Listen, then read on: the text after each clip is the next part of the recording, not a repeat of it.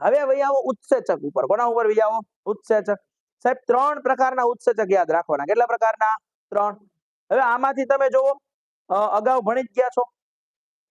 એક જો સ્ટાર્ચનું પાચન ભણી ગયા હો, પ્રોટીનનું ભણી ગયા હો, ચરબીનું હમણાં ભણશો તમે. તો હવે અહીંયા જોવો તો ભાઈ સ્ટાર્ચનું એમાઇલેજ ઉત્સેચક છે એ કોનું પાચન કરે છે? સ્ટાર્ચનું. આપણે આગળ મુકગુહામાં જોઈ ગયા.